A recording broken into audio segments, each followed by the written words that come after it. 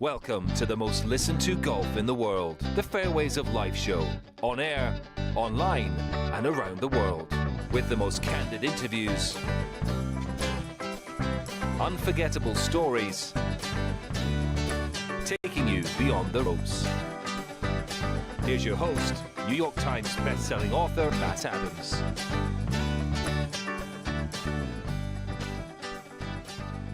We are on the eve of the 124th U.S. Open at Pinehurst number 2, this absolute Donald Ross gem, lovingly and passionately restored to its former glory by Core and Crenshaw now over a decade ago. The course has continued to mature and change, such as it is. They're living, breathing things.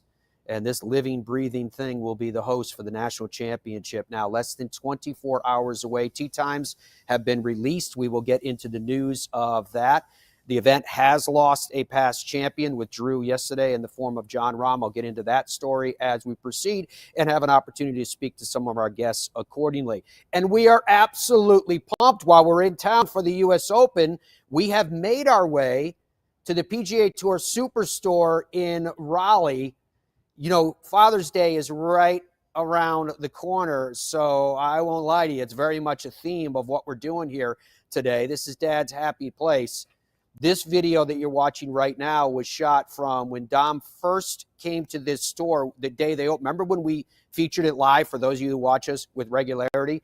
We did a special Saturday show, which I think we've only done for major championships and the opening of this store. And this gives you a look at the incredible array of product that is available at all PGA Tour Superstores, nearly 70 of them now spread out from coast to coast. There's a reason why they are the number one retailer in the game, in the world. And we're going to get a chance to speak with Daryl Shore, who's the GM here, about some of the offerings, because I know how hard it is to find the perfect gift for Father's Day. Look, I get it. And so we're going to help you with some of those things that you can find for dear old dad or the dad in your life that you want to make sure that they get exactly what they want for Father's Day, maybe for the first time, whether they swing it, whether they wear it, whether they need to learn from it. You can find it all here at the PGA Tour Superstore. That latter part, whether we learn from it, is exactly where we're going next. Graham DeLaet is joining us. As you know, Graham, a multiple-time winner amongst the professional ranks. Graham also was a member of the International President's Cup team. He's competed in the Olympics as well. It was in 2016 representing Canada. This week, he is working for TSN. Graham is also doing featured group coverage for NBC Sports, and he's joining us live from just outside his room today at this 124th U.S. Open. Graham, first of all, thanks for your time, my friend. I know you were on the golf course yesterday. Dom saw you walking around there. What are your impressions of the course as yet? Well, I mean, it looks like a massive test for these guys. There's no question about it. I played in 2014, and I just remember the whole time playing like scared, in all honesty. I mean, it's every single shot. You have to be so aware of all the danger that's lurking, and it's hard not to play defensive out here. But it really starts with getting the ball in the fairway. They are pretty generous, but you have to get it in the fairway. The natural fescue roughs have grown up a little bit since in the last 10 years. And it's just hard to, you can, half the time kind of get it up near the green, but to get it on the dance floor from that rough is pretty impossible, really.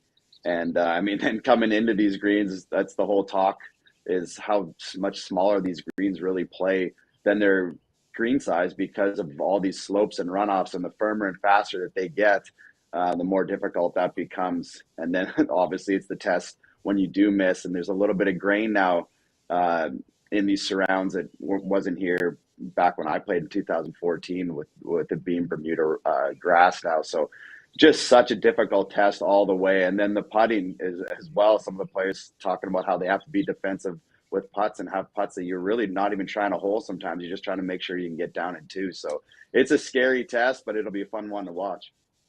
To the point you were just making, who did you get an opportunity, if I may, to follow yesterday, and what did you see relative to what they were working on, maybe tight little chips or putting from different quadrants of the green to relate to what you just described?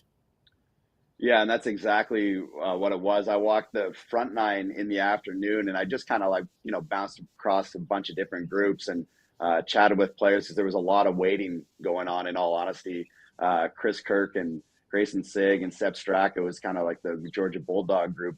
They had quit after 9 holes because it was almost a 4-hour nine. So that just goes to show you how much time the players are taking around the greens. And it's trying to figure out what they're going to play, especially with the grain, as I said, because it's tough with the 60 into the grain because you kind of have to get ball first and kind of have a downward blow. So you're not able to get much, loft on the shot.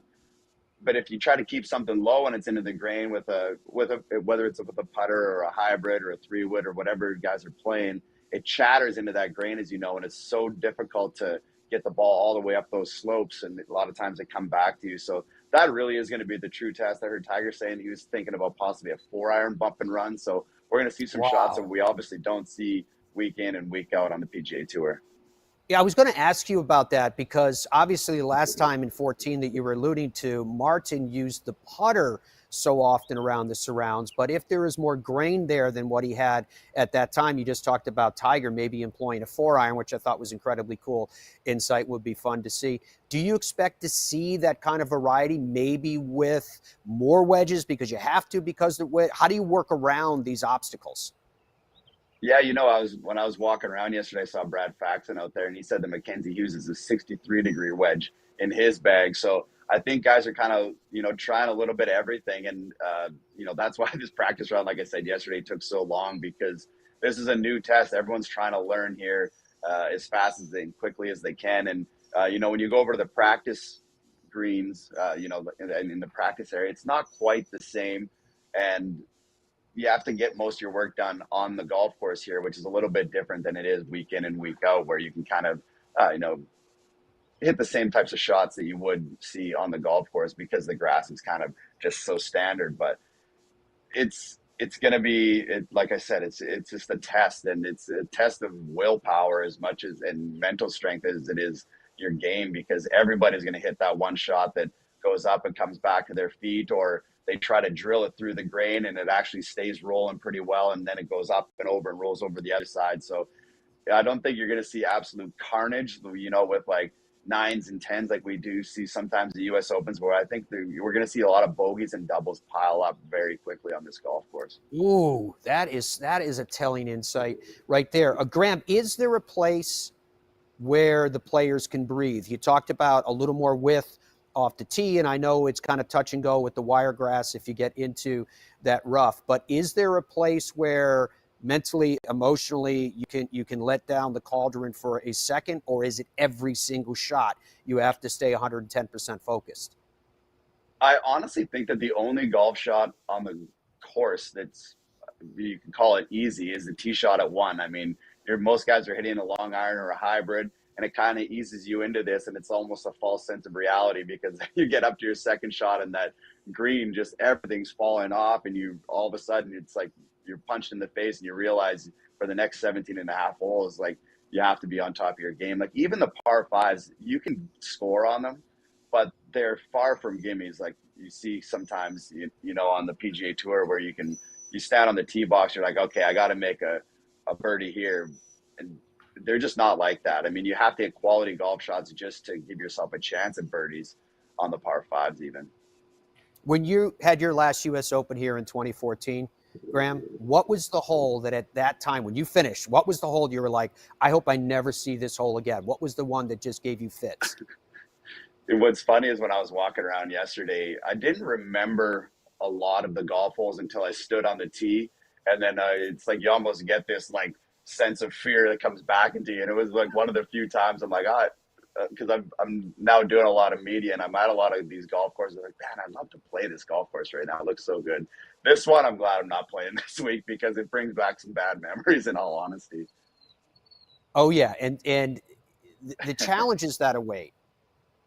I love what you just said. Like the one shot maybe all week is the tee shot on number 1, and then from there it just kicks off. Because I think the third hole short, maybe drivable, but if you go long, it's brutal to try to get down. And 2, if you're going to try to pick up, look at this. So what I am interested, though, I'm gonna go to the end of the book. with Graham DeLaet, when we look at hole 16, for example, 536 yards, par 4, could you take us through, if I may tap into your expertise here, take us through, and we'll have it if you look at your return, if you can see it, you're going to see what we're showing to the world here on 16, 17, and 18 to get a sense of what it's like to try to close out around here and on Sunday afternoon to try to hold on. Yeah, well, I mean, obviously with a par 4 playing that long, it puts so much pressure on the tee shot because you know that you have to hit the fairway. And if you don't, you're probably not making par in all honesty.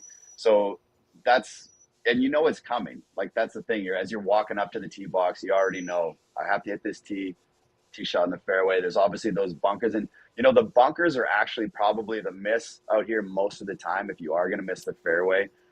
They're pretty flat bottom. They don't have big bunker faces, most of them, so you can sometimes play from there. But and then coming into this green, you're now hitting like between probably a 6-iron and a 4-iron hybrid, maybe depending on the wind, into a green that just doesn't really receive those golf balls well, and that's on a Tuesday. So I could imagine on a Sunday when we come in, is if we do avoid the rain and they put minimal water on these greens just to keep them alive, it's going to be a pretty scary second shot into this green. No doubt. Okay, let's take us forward to par 3 17th. Yeah, this is actually a cool hole. This is another one where you have a little bit of a breather. It's not that long on the card, but and hitting this green is probably more doable than a lot of them. It's a little bit more flat in the middle of the green, but when you do miss, especially that bunker on the left, it's deep and everything kind of runs away there. So it's just getting the ball in the middle of the green here. If you're forced to try to make a birdie coming down the stretch and you got to take one on here, you can definitely make a 4 or 5. But for most players in the field, you hit this into the middle of the green and you just kind of take what it gives you and try to make a 2-putt par and get out of there. Incredible what you just heard there, folks. Graham DeLaet's talking about 4s and 5s at a par 3, but it is the 17th hole at Pinehurst number 2. And then they have to finish at the challenging par 4 18th. Yeah, one of the difficult things here about 18 is the tee shot is kind of semi-blind. So it's like you can't really see exactly where the right bunker kind of ends on the right side there. So you have to really get a good target in the background. And if you hit a good tee shot here, the hole isn't another one. It's not that long, especially compared to some of these par 4s out here. So if you do hit a good tee shot, you can actually turn this into a hole where you could possibly make a birdie in the 72nd hole. But another one, this green is just so drastic. That back right bunker, or the bunker that's right at the green there, it's so deep. It's almost impossible to get up and down from there. And there's fall-offs, again, everywhere. So the key to the 2 par 4s, 16 and 18, is getting your tee shot in the fairway to give yourself a chance, and then trying to hit the green. And, there's the other thing, too. I was talking with some of the caddies, especially yesterday. They're like, hitting greens out here is going to be difficult. There's no question about it. But sometimes almost better to be off the green, chipping back up the hill where you're back up, because even on the grain on the greens, if you're chipping into the grain, you can really control the golf ball. It stops pretty quick because when it lands into that grain, it digs a little bit, and then obviously going into the grain, rolling into the grain, the ball doesn't get away from you. So sometimes better off chipping, from 15, 20 feet off the green uphill to a pin, as opposed from being 20 feet above the hole and having a treacherous little putt that we've seen a lot of guys in the practice rounds putting balls off the greens. And in practice rounds, you see that probably more than you do in a tournament situation, because the pins, they're saving all the pin placement. So sometimes the pins in practice rounds get a little bit too drastic. But that being said, I've seen some balls being put off the green already here this week. Amazing stuff. Okay, so last question I have for you, Graham. We very, very much appreciate the tremendous amount of time that you've given us today. Is there a player or a couple players that you think have the combination of factors, whether it's all around the green, whether it's scrambling, total driving, et cetera? Are there a couple players that you think are perfectly suited moving forward this week? Well, I mean, Scottie Scheffler is perfectly suited, I think, for pretty much any golf course, but especially this one. I mean, when you start adding up all the skill sets necessary, I mean, he pretty much does it all with his driving. His iron play is so important here to try to hit into these tiny little targets of greens. And then his short game is it really is as good as anybody's out here. And it's going to be tough for anybody to make putts. And if there's ever been one downfall of Scottie's game, which he's obviously turned around quite a bit here in the last 6 to 12 months, was his putting. But it's a bit of an equalizer out here because it's so tough to make putts on fast greens because there's so much break involved. So there's more importance probably on the ball striking in the short game. Dude, you are awesome. Thank you very, very much. Have fun this week doing featured group coverage for NBC Sports. Always your work at TSN is appreciated far and wide, and we very much appreciate the massive amount of time you gave us. It's good to see you. All right. Thanks for having me on. Appreciate it. Absolute delight, folks. All right, when we come back, Dad is waiting. All the dads out there are leaning forward right now and like, are you actually going to tell my family what I really want for Father's Day? Yeah, that's the road we're going to go down. We're doing it. Coming up on the Fairways of Life show, which is presented by the PGA Tour Superstore. They are the #1 golf retailer anywhere in the world. Yes, nearly 70 big, beautiful stores spread out from coast to coast. But if you want to know why I think they are the best of the best, it's because of their people. You are shopping with the pros here. You can get golf equipment everywhere, right? But there is nowhere else where you could go where you have this many people, this many experts vested in your best interest. Find your happy place at the PGA Tour Superstore. PGA Tour Superstore pros aren't born. They're made. Every January, hundreds of associates talk to the top manufacturers, learn about the latest clubs, test the newest equipment, log thousands of hours of training, and together hit over 100,000 balls, all so they can get you the perfect fit.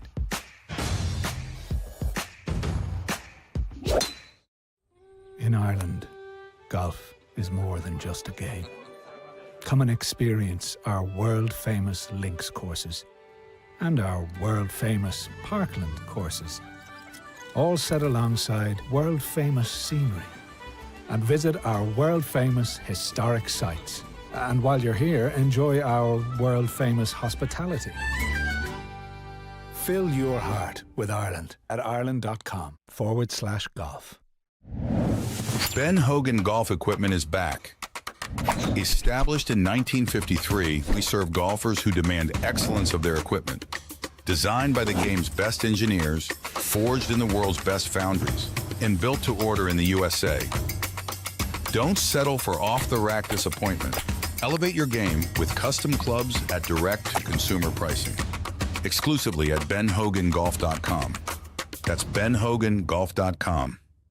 The Gen 6 iron is a culmination of everything that we have learned as a team, the absolute best golf club I've ever hit. It's something special. Say hello to the new PXG Gen 6 iron. The longest, most accurate irons we've ever made. They go higher and farther than any iron that I have hit to date, and they're so easy to hit. Super excited for the consumer to try this. They're gonna love them. PXG, nobody makes golf clubs the way we do, period. Baseball? Nah. Football? Done it. I think I'm going to go after the PGA Tour. Playing on the PGA Tour is not easy. But you know what is easy? Hitting the 524 series from Tour Edge. Hitting linebackers and home runs used to be easy. Out here, you're going to need all the easy you can get. Introducing the 524 series from Tour Edge. The easiest clubs you'll ever hit. Even the best players in the world can use a little easy. I like the sound of that. Look out, PGA Tour. Pound for pound, nothing comes close. I was driving to visit my friends. Had my dog Max with me. Then, out of nowhere, Alex from Travelers called me about my claim. But all I could think about was finding Max. So he helped get the word out. We've got a lost dog alert. A brown and white Australian Shepherd mix. He goes by Max. I can't thank Alex enough.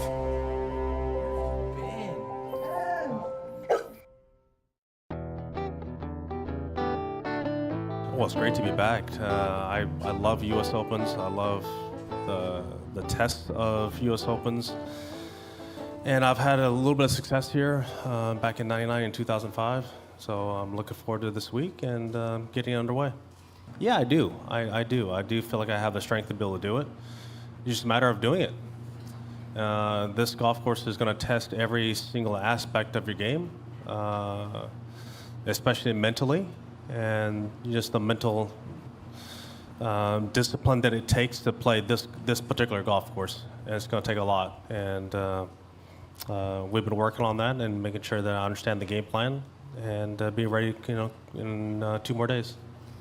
Oh, we've been always working on fitness. Fitness is always a part of it, and I did a little bit of work on chipping and putting, but nothing can simulate what we have here this particular week.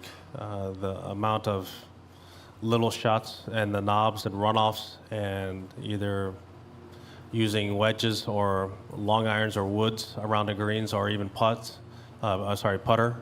There's so many different shots that you really can't simulate unless you get on the property. That's one of the reasons I came up here last Tuesday and be able to try and do that.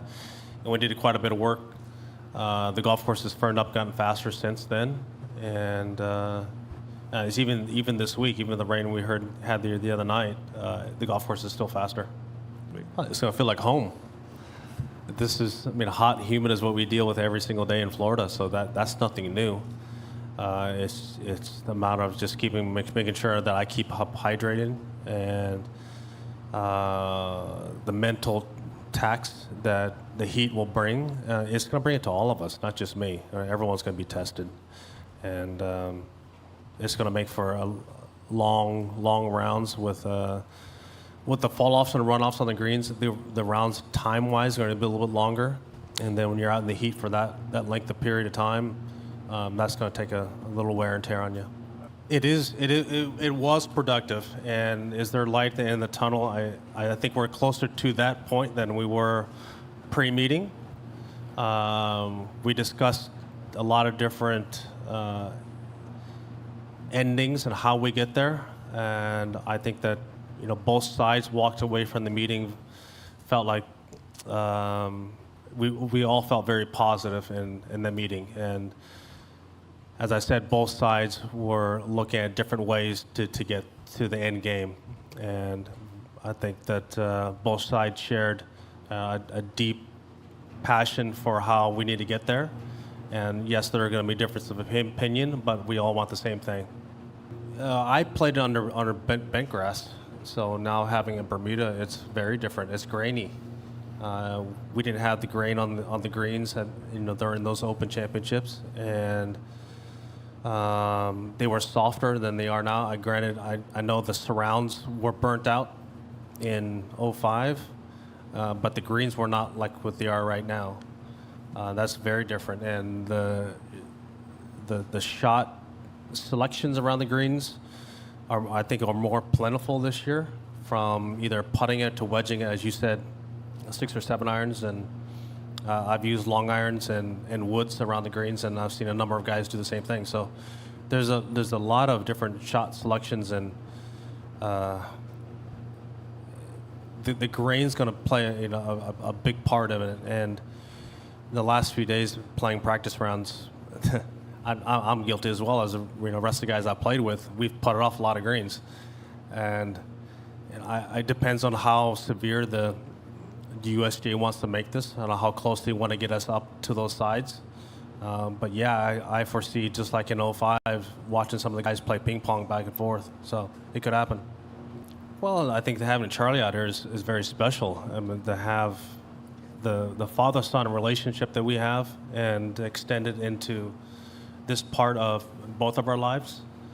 He's playing a lot of junior golf, and I'm still playing out here, so it's neat for him to see the guys that he watches on TV and YouTube and TikTok and where the hell it is that they do, and just to have he sees it at home. He's with JT and Rick a lot, but to see other guys hit the golf ball, it doesn't really do it justice until you actually see it in person. And he was very excited today to watch Max and Minwoo and watch them hit golf balls, and they talked to him quite a bit, especially Minwoo and him. I think they're closer to age than I am to anybody else. So it's great. It's great for us to be able to share these moments together. And as far as his responsibilities are, it's the same. I trust him with my swing and my game.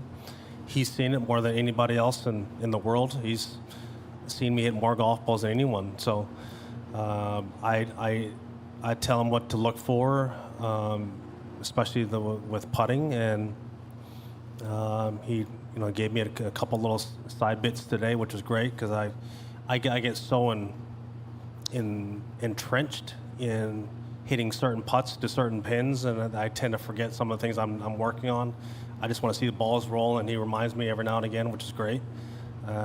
We have a great relationship and a great rapport like that, and it's a wonderful experience for both of us.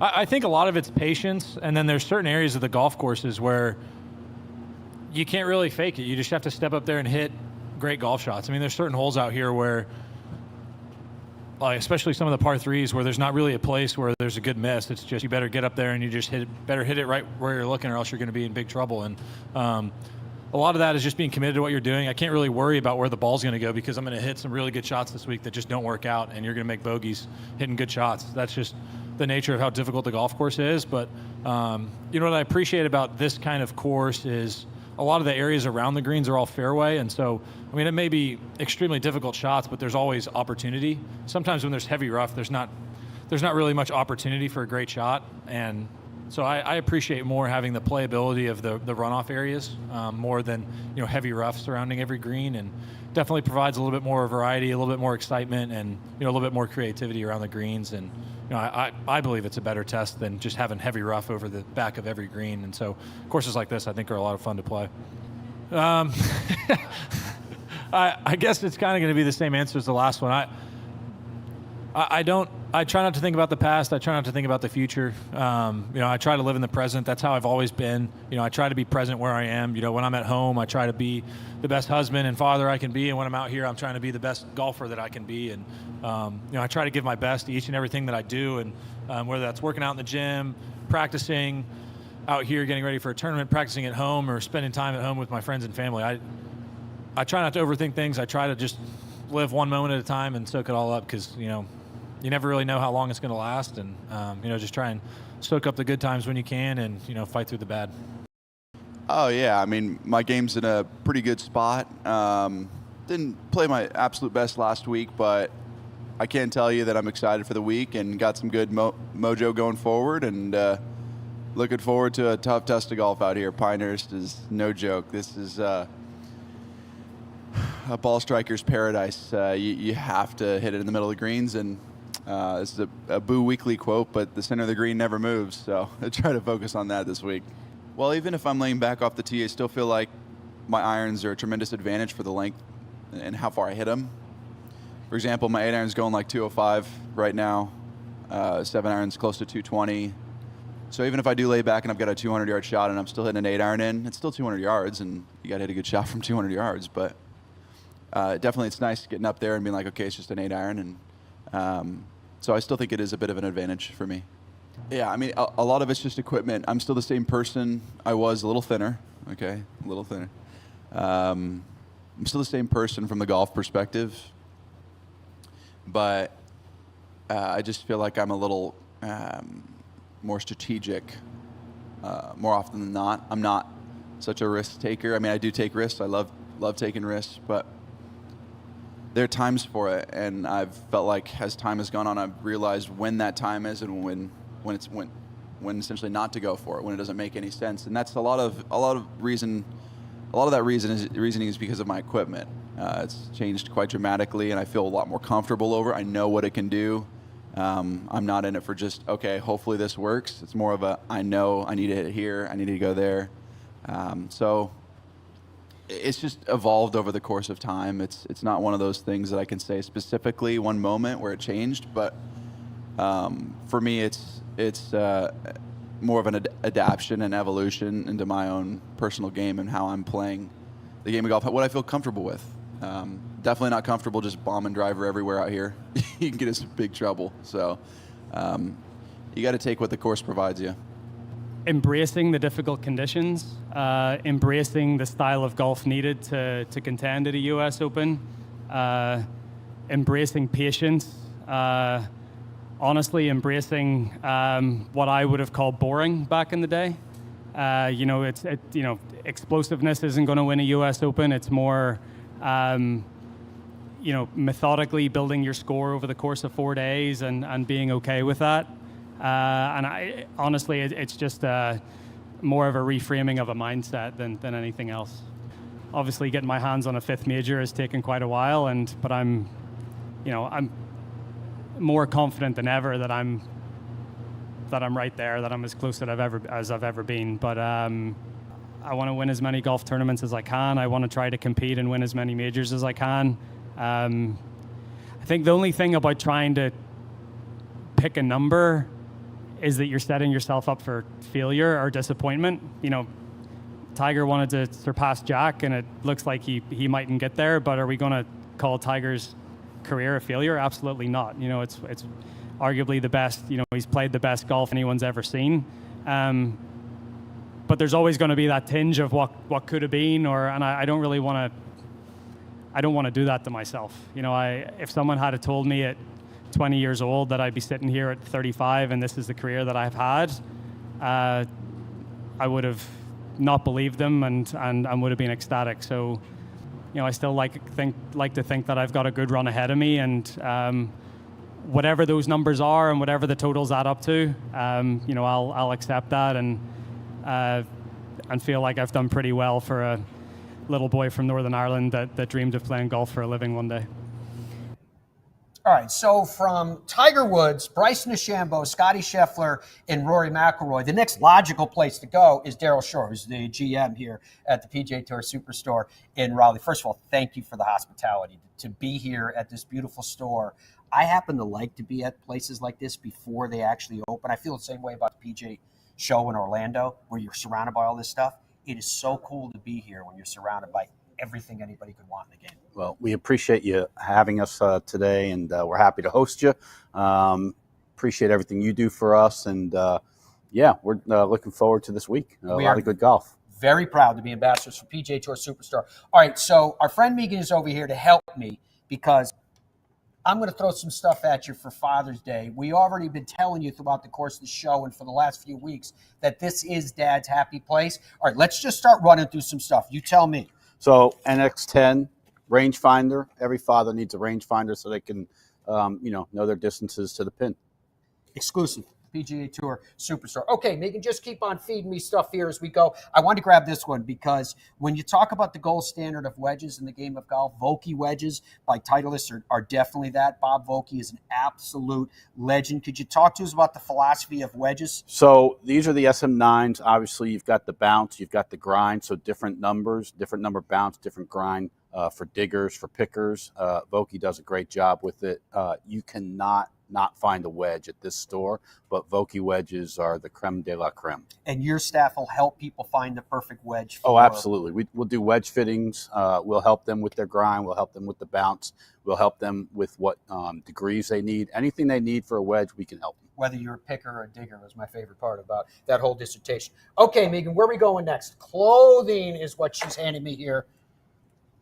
What do we got? Johnny O. Johnny O. Johnny O. Look at the U.S. Open. U.S. Open logos. So Johnny O is our newest apparel partner.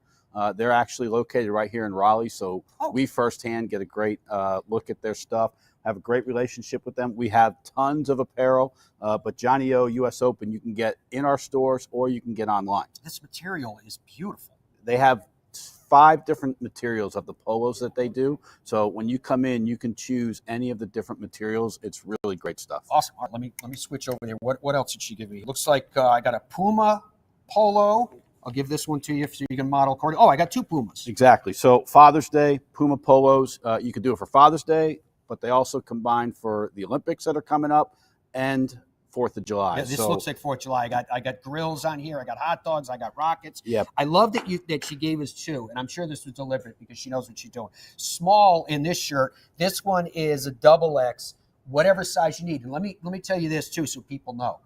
If you're looking for a particular size, maybe it's a XXX, whatever it is, if you go on to PGATourSuperstore.com, you can see the full breadth and width of availability with all that stuff. Yeah, and Puma is one of them that has some of the bigger sizes as well as our PGA Tour brand. So if you're looking for XXX all the way down to small, come here. We got it for you. Perfect. Okay. Mobile launch monitor. How important are these? How big an item is So this? these have become really big. You see a lot of the pros now out when they're on the range. You see they have their little launch monitors with them. So a lot of folks are coming in. We've got a bunch of different kinds. Rapsodo is just one of the many that we have. Yeah. But everybody Cool. wants to know how far they're hitting it and then where it's going. All right, I've got more being handed to me as we're going. I'm getting ahead of you. You were explaining everybody why that, all these accessories, check all that stuff, why that is so important. Okay, divot repair tool, very important.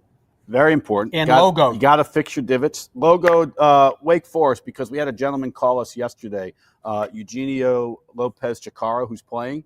Broke his driver yesterday, called us. We happened to have the driver that he needed. So he came in. He started at Wake Forest, finished at Oklahoma State. His sister is a big-time player at Wake Forest. But we got Wake Forest. If he goes on to do well at this week's U.S. Open. It's all because of us. It's all because of the PGA Tour us. Superstore Absolutely. right here. But in also Raleigh. NC State, obviously our home team, Barstool. Everybody loves Barstool. The boys play on Saturday. So this is where you got to go to get Saturday your Saturday for the boys. Saturday for the girls, too, I should say, at that. It's for anybody that wants to play golf, but this is one of the Barstool products. You can see their logo on the back. Okay, Megan, where do you want us to go next? Oh, this is there's two items here at the PGA Tour Superstore that are one size fits all. Okay, you help me out with this. Let's go through. Pro V1 from Titleist Pro V1X as well. Scottie plays the Pro V1, so that's the ball to play right now. There you go. I can't say it any better than that right there. Okay. Xander plays that ball. He just won the PGA Championship. They've done a lot of work on this Chrome Soft as well, getting it even more precise. Ricky. TP5, Ricky on this one. This is the only 5-layer tour caliber golf ball in the industry, the technology that exists here. And then that guy, Tiger, he plays this one. Who's that? Yeah, Tiger. That one guy? This is the XS. This is for speeds that are over 105 miles per hour. They have the X or the XS. That S is for spin. The RX is the series from their Tour B, Tour caliber golf balls that are for the slower speeds, more moderate speeds, which is 99% of golfers. So they have that here. If you ever come into a PGA Tour Superstore, I love going to where the golf balls are, and you just see every conceivable golf ball you can think of. So you're going to find a golf ball that fits your game. How excited are you guys for Father's Day? How excited are you for the rest of the season? Well, Father's Day is like our Christmas. So a lot of dads obviously play golf. Over 40% of Americans last year played golf. So golf is obviously still a big sport. We're really excited. The average age has now gone down to the 40s. So younger adults are now playing golf. So that's huge. And for those that don't know what to get dad or to get brother or grandfather, there's always the gift card. This is the second thing that I say one size fits all, because the gift card is perfect. If you're trying to find dad the perfect gift, this is one of them. I do have a couple of secrets, though, I like to give out to people about, particularly Father's Day. One is, if you know where the dad in your life keeps his golf bag, open up the pocket where he keeps his golf balls, take your phone and take a photo of it. Now you're going to know what golf balls are the golf balls that he likes to play. Bring him in here. Another little thing that I love to tell people, whether you do it with just a putter, whether you do it with his wedges, whether you do it with the whole set, if you sneak those clubs away, bring them into the PGA Tour Superstore and they could change the grips. Can you imagine saying, hey, Dad, happy Father's Day, and he finds out you put new grips on either one club or all the clubs? It's very, very cool indeed. Actually, I forgot to talk to you about these. It was sitting on my lap the whole time. Who doesn't like to grill? So waggle hats, grill, fork and knife, right? So Titleist hat, obviously the colors of the United States of America, but we've got hats, every company, Ping, Titleist, TaylorMade, Callaway, you name it, we've got the hat. But the waggle hats are pretty big now. Really they've got some with dogs on them, with astronauts, you name it. Waggle has it. That's awesome. You can find it all here at the PGA Tour Superstore. Good to see you, my friend. Matt, thanks so appreciate much. it again. It is Dad's happy place right here. Make sure you take advantage of it for Father's Day, but we're here for you all year round. When we come back, we're going to be joined by a former Rookie of the Year on the PGA Tour. More insights live from Pinehurst, site of the 124th U.S. Open. I got ball fit in 2000, went on a little run.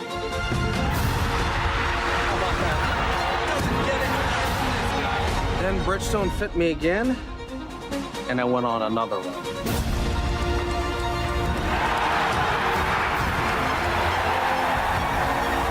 I just got fit again for the new Tour BX. The ball fitting's been helping me. Will it help you?